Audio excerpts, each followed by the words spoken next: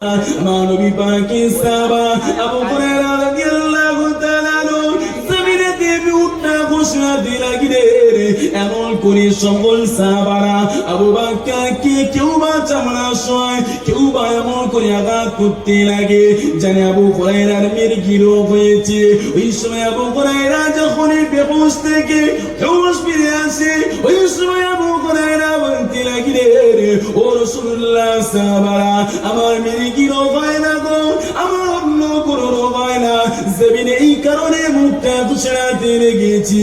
আমি আবু হুরায়রা আমার রাসূলুল্লাহ দরবারেতে পড়ে থাকি, আমার কখনো খাওয়া হয় আবার কখনো খাওয়া হয় না। এ মদিনা সাহাবারা আনসারী ভাইরা তোমরা যেমন করে কুরবা বাগানের জন্য তোমরা চলে যাও, এ মক্কা সাহাবা ভাইরা মুহাজিরিনেরা আপনারা তো এমন করে ব্যবসার জন্য চলে যাও, কিন্তু আমি আবু হুরায়রা আমার রাসূলুল্লাহ দরবার ছেড়ে আমি আবু হুরায়রা কোথাও যাই না। আমি খাওয়া করে রাসূলের দরবারে না খাওয়া করেও আমার আবু হুরায়রা রাসূলুল্লাহ দরবারেতে আমি আবু হুরায়রা পড়ে থাকতে লাগি গো। এ যুবকেরা তরুণেরা এই দুনিয়া জমিনে অবশ্যই আমাদেরও ভুল হয়ে থাকে গো, আমাদের এমন করে দুনিয়া জমিনে চলাফেরা ওঠা বসা অবশ্যই দুনিয়া জমিনে ভুল হয়ে থাকে। কিন্তু আমার আল্লাহ পাকের রাসূল জানাতে লাগিলেন কুল্লু বানি আদম খাত্তাউন ও খায়রুল খাত্তাউনা তাওয়াবিন। প্রকৃত ওই ব্যক্তি যে দুনিয়া জমিনে গুনাহ করার পরে আদম সন্তানের মধ্যে শ্রেষ্ঠ হলো, যে গুনাহ করে তথাপি তারপরেও তওবা দিকে ফিরে আসে। হে আমার যুবকেরা, হে আমার মুরব্বি বাপেরা, আল্লাহ পাকের এক বান্দা, আল্লাহ পাকের এক বান্দা নাম হলো তার হাবিবে আসমি গো। বড় সুদখোর ছিল গো, এত বড় সুদখোর ছিল, রাস্তা দিয়ে যদি ওই হাবিবে আসমি হেঁটে যেত ছোট ছোট বাচ্চারা হাবিবে আসমি দেখে পালাতে লাগিত। ওই দেখো বড় সুদখোর আসছে গো, ওই বড় সুদখোর আসছে, ওর হাওয়া যদি আমাদের গায়ে লেগে যায় তাহলে আমরা আল্লাহ পাকের কাছে জবাব দিয়ে দিতে পারবো না, আল্লাহ পাকের কাছে আমরা পাকড়া হয়ে যাব। এত বড় সুদখোর ছিল এই যুবকেরা তরুণেরা হাবিবে আসমি এমন করে এক সুদের মালিকের কাছে, যার কাছে ঋণ নিয়েছিল ওই সুদের টাকা আদায় করতে গিয়ে হাবিবে আসমি এমন করে বাড়িতে আওয়াজ দিতে লাগে। ওই বাড়িতে যখনই আওয়াজ দিতে লাগে হাবিবে আসমি গিয়ে সুদের টাকা আদায় করার জন্য ওই স্ত্রীটা মদিনাটা বলতে লাগে আমার স্বামী এখানে নাই, আমার স্বামী আসলে আপনি ঋণটাকে নিয়ে যাবে, সুদের টাকাটাকে নিয়ে যাবে। এই যুবকেরা তরুণেরা ওই সময় হাবিবে আসমি কি করলেন, একটা খাসির মাথা ওই বাড়িতে দেখতে পেলেন, হাবিবে আসমি খাসির মাথাটাকে নিয়ে চলে আসতে পারলেন, এমন করে বলতে লাগলেন এটা হলো আমার সুদের টাকা, এই টাকাটার বিনিময়ে আমি এই খাসিটার মাথা আপনার কাছ থেকে নিয়ে আসতে লেগেছি গো। এ যুবকেরা তরুণেরা শুনে রেখে দেন, হাবিবে আসমি এমন করে বলতে লাগলেন এ সুদের মালিকের সময় হাবিবে আসমি ওই মহিলার কাছ থেকে ওই টাকাটাকে নিয়ে তার বিনিময়ে খাসির মাথাটাকে নিয়ে এমন করে বাড়িতে এসে বিবিকে বলতে লাগলেন এ আমার প্রাণের বিবি রে, এই সুদের টাকার বিনিময়ে এই খাসির মাথাটা তার বিনিময়ে নিয়ে এসেছি, এটাকে সুন্দর রূপে রান্না বান্না করতে লাগো। এই সময় হাবিবে আসমির স্ত্রী সুন্দর রূপে খানাটাকে পাকাতে লাগে। আমার মুরব্বি বাপ অবশ্যই গুনাহ করেছো, অবশ্যই গুনাহ হয়ে গিয়েছে, আল্লাহ পাকের বান্দা দিকে খেয়াল করো গো। হাবিবে আসমি এমন করে খানা খাওয়ার জন্য বসতে লাগলেন, বিবি খানাকে বাড়িয়ে দিতে লাগলেন। ওই সময় হাবিবে আসমির খানা থেকে পায়খানা দুর্গন্ধ বার হতে লাগে, রক্ত টাটকা রক্ত চোখে ভাসতে লাগে। হাবিবে আসমি এমন করে স্ত্রীর কাছে ঠেলে দিয়ে বলতে লাগলেন কি রান্না করেছো, এর মধ্যে তো দুর্গন্ধ পায়খানার বার হয়, এমন করে রক্ত দেখা পাবে এই খানা আমি খাবো না। হাবিবে আজমির স্ত্রী দেখতে লাগিলেন ওই খানাটার মধ্যে কোন রকম দুর্গন্ধ নাই, ওই খানাটার মধ্যে কোন রক্ত নেই গো। ওই সময় হাবিবে আজমির স্ত্রী বলতে লাগিলেন, আমার আল্লাহ পাক তোমাকে 10 মাস 10 দিন তোমার মায়ের গর্ভের মধ্যে আল্লাহ পাক তোমাকে খাইয়েছে, তোমাকে বনিয়েছে। আমার স্ত্রী আল্লাহ পাক কি তোমাকে খাওয়াবে না, তোমাকে পড়াবে না? এত ডিস্টার্ব করছো না ভাই, কি হচ্ছে? নিচু করতে হবে। আপনাকে কেউ দেখতে পাচ্ছে না, কেমন যে দর্শক নিয়ে তো আস্তে তোমরা একটু ডিসিপ্লিন হয়ে যাবে।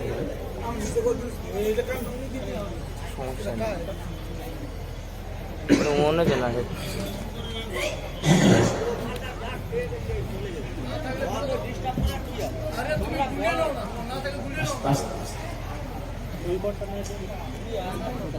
সকলকে সহানুভূতি দেখাতে হবে। আস্তে আস্তে আস্তে আস্তে ভাইরা তোমরা একটু নিচু করে নাও, এটাকে তোলো তোলো। এইগুলো একটু ছোট করতে হবে, একটু ছোট করতে হবে। ওটা একটু ছোট করতে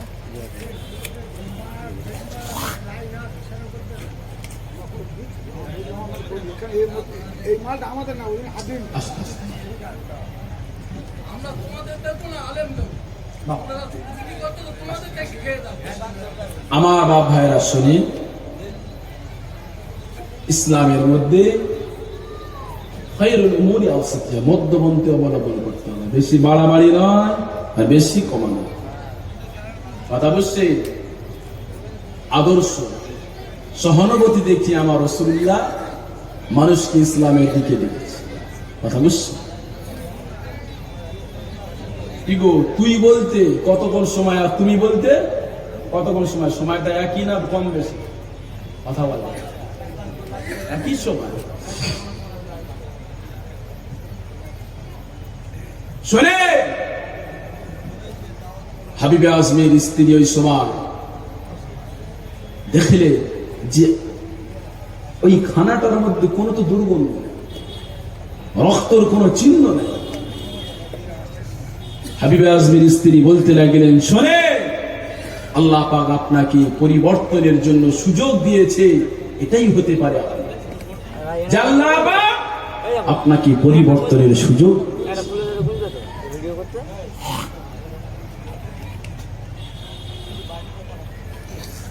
হাবিবে আজমির চিন্তা করলেন, এই যে দুনিয়ার জমিনে ভোট ভালো নাই আমি সুদের ব্যবসা করি, এদের হাবিবে আজমির ঘুম হবে না। যে আমার স্ত্রী দেখলো খানার মধ্যে কোনো দুর্গন্ধ নাই, রক্ত নেই, আমার খানার মধ্যে কেন? চিন্তা করে আল্লাহ পাক কোরআনে জানাতে লাগলেন, ইন্নাল্লাহা লা ইউগাইয়িরু মা বিকওমিন হাত্তা ইউগাইয়িরু মা বিআনফুসিহিম। আল্লাহ পাক ওই জাতি, ওই কওম, ওই ব্যক্তিকে অতক্ষণ পরিবর্তন করবে, হ্যালো অতক্ষণ পরিবর্তন করবে না যতক্ষণ ইসলামিক নিজে না পরিবর্তনের চেষ্টা না করে। যতক্ষণ নিজে না পরিবর্তনের চেষ্টা করে, তোমার আল্লাহ পাক সুযোগ দিয়েছে পরিবর্তন করার। তোমাকে পরিবর্তন নিজেকে চেষ্টা করতে হবে, নিয়ত করতে হবে, তবেই পরিবর্তন। ইসলামিক মিডিয়া ইএসএ হাবিবে আজমি এমন করে এতে আঁখো আসতে লাগে না। এই যুবকে তরুণেরা লামাকে ওলি দরবারে হাসাব শিখুজে দরবারে দিকে রওনা দিতে লাগিয়ে, রাস্তা দিকে যেতে লাগিয়ে গো, এমন করে গুটি গুটি পায়ে লামাকে ওলি হাসাব শিখুজে দরবারে দিকে রওনা দিতে লাগিলে। এই যুবকেরা তরুণেরা হুজুরে গতি আদি বারতি লাগিলে রে আমার আল্লাহ বাজানাতি লাগিলে লা তাকনাতু বিরহমাতিল্লাহ ইয়া মা বান্দারে আমার রহমত থেকে নিরাশ হয়ে যাসে না আমার রহমত থেকে দূরে সরে যাসে না ইয়া মা বান্দারে গুনাহ অবশ্যই তো হয়েছে রে বান্দা ইয়া মা বান্দা তুমি যদি সারা পৃথিবীর ময় এমন করে আসমান জমিনের বাঁকা জায়গা নেই যদি তুমি গুনাহটা করে ফেলো আর একবার যদি তওবাটা করে ফেলো আমি আল্লাহ পাক তোমার তওবাটা চাইতে দেরি হয়ে যায় হে আমার বান্দারে কিন্তু আমি আল্লাহ পাক ক্ষমা করতে দেরি করি না বান্দা কতটা ক্ষমা করে দিই আত্তাইবু মিনা যামবি কামাল্লা যামবালা হে আমার বান্দারে দুনিয়া জমিনে যেমন একটা শিশু দুনিয়া জমিনে মায়ের রহিম থেকে দুনিয়া জমিনে ভূমিষ্ঠ করে যতটা নিষ্পাপ হয়ে থাকে হে আমার বান্দারে দুনিয়া জমিনে যারা গুনাহ করে ওই গুনাহটা করার পরে তওবাটা করে নেয় আমি আল্লাহ পাক ওই বান্দাকে অতটা ক্ষমা করে দিই হে আমার বান্দারে দুনিয়া জমিনে এক মূর্তি পূজারী আল্লাহ পাকে দাসত্ব করে না আল্লাহ পাকে গোলামি করে না এমন করে বুত পূজারী ছিল ঠাকুরের উপাস্য ছিল ঠাকুরের আরাধনা করত আরবি থেকে সনাম বলা ভাই ঠাকুরকে এই ব্যক্তিটা ঠাকুরের নাম জপ করতে লাগিলে সনাম সনাম সনাম বলে জপ করতে লাগিলে দীর্ঘদিন সনাম সনাম করে ঠাকুরের নামে যখন এমন করে জপ করতে লাগিলে একবার ভুল করে আমার আল্লাহ পাকে সিফাতি নাম সমাজ একবার জবান থেকে উচ্চারণ হয়ে যায় আমার আল্লাহ পাক ওই বান্দাটাকে সাড়া দিয়ে আমার আল্লাহ পাক জানাতে লাগিলে রে হে আমার বান্দারে তুই ভুল করে বলে আমার নামটা জবানে নিয়েছি হে আমার বান্দারে আমি আল্লাহ পাক তোর तमाम জিন্দেগি গুনাহকে ক্ষমা করে দিলাম এই তো হাবিবে আসমি চিন্তা করতে লাগিলে হুজুর আমার গুনাহ কি ক্ষমা হবে আমার গুনাহ কি মাফ হবে হুজুর জায়গা জানাতে লাগিলে আল্লাহ পাকে বান্দা আল্লাহ পাকে রহমতের প্রতি আশা রাখো লা তাকনাতু বিরহমাতিল্লাহ বান্দা দুনিয়া জমিনে এতিমের হক মেরে খেয়েছো গরিবের উপরে জুলুম করেছো কমসরের উপরে আঘাত করেছো এতিমের মালকে বক্ষণ করেছো হে আমার যুবক রে কখনো বাবাকে ধাক্কা মেরে দিয়েছো মা জননীকে ধাক্কা মেরে দিয়েছো জবান দিয়ে বড় ছোট কথা বলে ফেলেছো গো আজও তওবার সুযোগ হয়েছে মাফি চেয়ে নাও বাপের কদমটাকে ধরে আম্মা জানের কদমটাকে ধরে হে যুবক রে আমার আল্লাহ পাক জানাতে লাগিলেন বান্দা অবশ্যই আমি আল্লাহ পাক আমার বান্দাকে ক্ষমা করে দিয়ে থাকি দুনিয়া জমিনে আমার রহমত হলো গজবের থেকে বড় গজব আর রহমতের মধ্যে প্রতিযোগিতা হয়ে থাকে প্রতি বছর আল্লাহ পাকের রহমত গজবের থেকে ফাস্ট হয়ে যেতে লাগিলে রহমত ফাস্ট হয় তাহলে আল্লাহ পাকের দয়া বড় অবশ্যই মাফ হাবিব আজমি চিন্তা করলে সব সম্পত্তিটাকে বন্টন করে দিল এত সুদের কারবার ছিল সব বন্টন করে সকলের কাছে তার পয়সাগুলোকে পৌঁছে দিয়ে বড় সুদখোর ছিল জানটা বাঁচানোর জন্য অল্প কিছু খাদ্য নিলেন অল্প কিছু খাদ্য নিয়ে নিজের স্ত্রীকে সঙ্গে নিয়ে আল্লাহকে রাজি খুশি করার জন্য আল্লাহকে পাওয়ার জন্য হাবিব আজমি জঙ্গলে চলে গেলেন দিন যায় রাত আসে অল্প কিছু খাবার ছিল এই খাবারটা শেষ হয়ে যায় স্ত্রী বলতে লাগলেন যে আমার খাবারের জন্য কিছু ব্যবস্থা করে দাও হাবিব আজমি বলছে দেখো আমি একটা নতুন মুনিবের কাজ পেয়েছি নতুন মালিকের কাজ পেয়েছি আমি নিজেকে মালিকের কাছে চাইতে বড় লজ্জা বোধ করি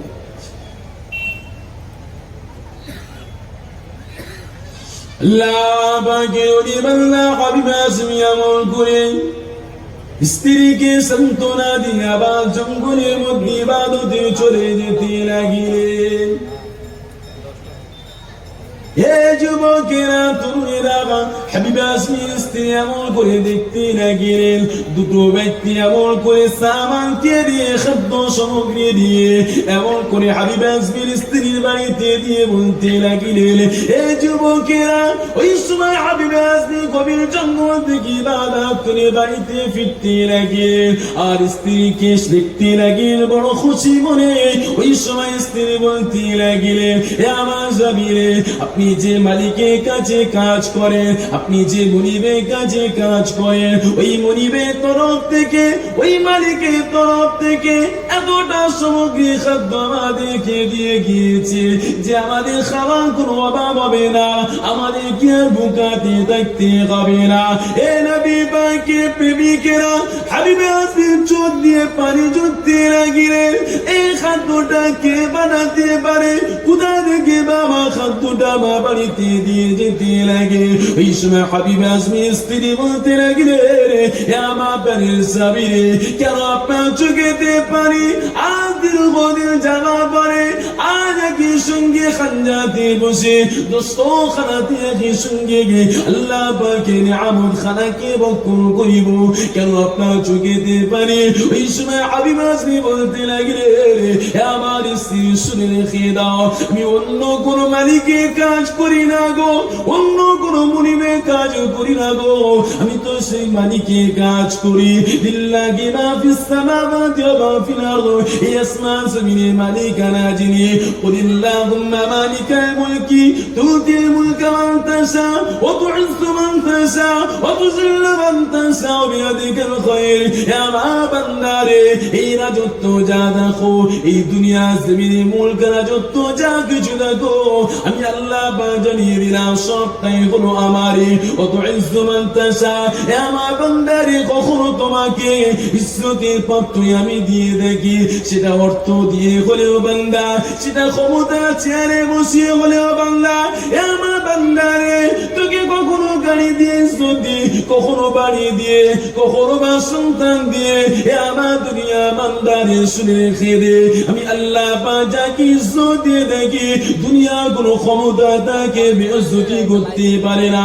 অত জিল্লু মান তাশা, আর আমি আল্লাহ যাকে জিল্লত দিয়ে দেখে, দুনিয়া কোনো ক্ষমতা তাকে ইজ্জত দিতে পারে না। এই দুনিয়া জমিনে যা কিছু দেখো বান্দা, সবটাই হলো আমারই। হে আমার বান্দা, দুনিয়া জমিনে বড় বড় যারা নিজেকে খোদা দাবি করেছিল, তাদের অস্তিত্ব মিটে গিয়েছে, তাদের ক্ষমতা মিটে গিয়েছে। দুনিয়া জমিনে এমন করে ইতিহাস গাওয়া দিতে লাগে।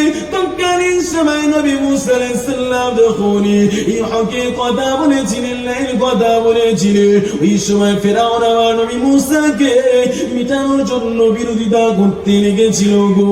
কিন্তু আমার নবী পাককে আল্লাহ পাক জানিয়ে দিয়েছিল, হে নবী মুসা রে, আমি আল্লাহ পাক তোমার সঙ্গে রয়েছি। আল্লাহ কোথায় যাব? সামনে তো এমন করে নীল নদী, পিছনে তো ফিরআউনের লস্কররা, আল্লাহ মারা যাব, কোথায় যাব? আমার আল্লাহ পাক জানিয়ে দিতে লাগলেন, হে নবী মুসা, তোমার হাতে ওই আশা লাঠিটা নীল নদীতে ফেলে দিয়ে দাও। 12টা রাস্তা আল্লাহ পাক বানিয়ে দিতে লাগে। নবী মুসা যেতে ভয় করে, নদী ছিল কেমন কেমন করে, কখনো বা রাস্তা হয়ে যায়, আবার রাস্তাটা বা মিশে পারি না হয়ে যায়। আল্লাহ পাক ফেরেশতা জিবরাইলকে রাস্তা দিয়ে চুপ করিয়ে দেয়। নবী মুসা আলাইহিস সালাম পিছু ধরে চলে যায়। আমার আল্লাহ পাক হুকুম করে, হে নবী মুসা, তোমার সঙ্গীরা সবাই কি নীল নদীর রাস্তা পার হয়ে গিয়েছে? আল্লাহ পাক সকলে পার হয়ে গিয়েছে। নবী মুসাকে বলতে লাগলেন, হে আমার নবী মুসা রে, তোমার আশা বাড়ি লাঠিটাকে তুলে নাও। নবী মুসা তুলে দিতে লাগে। আর ফেরাউনের সৈনিকরা নীল নামে ডুবে এমন করে মারা যেতে লাগে। আমার আল্লাহ পাক জানাতে লাগলেন, হে নবী মুসা রে, আমি আল্লাহ পাক দুনিয়া জমিনে এমন করে আমি যারা আমার উপরে ক্ষমতা দেখায়, যারা আমার উপরে আওয়াজ তুলতে লাগে, যারা আমার বিরুদ্ধে কথা বলতে লাগে, আমি আল্লাহ পাক দুনিয়ার জমিনে তাদেরকে মিটে দিতে পারে।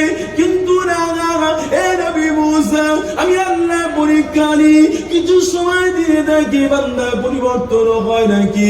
দুনিয়ার জমিনে আমার আল্লাহ পাক কাউকে ছেড়ে দেবে না গো, আমার আল্লাহ পাক কাউকে ছেড়ে দেবে না।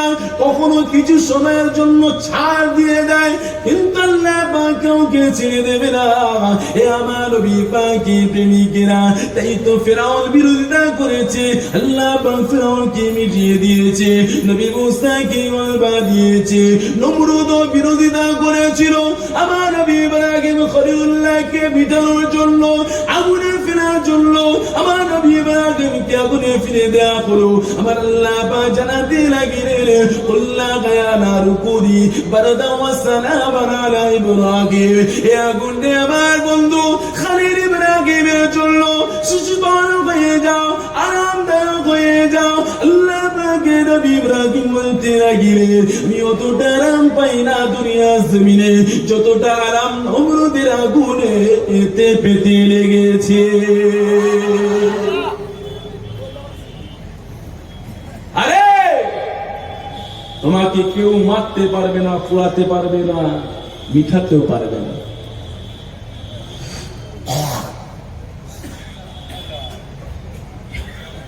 মিঠাতে পারবে না, সেদিনও আগুন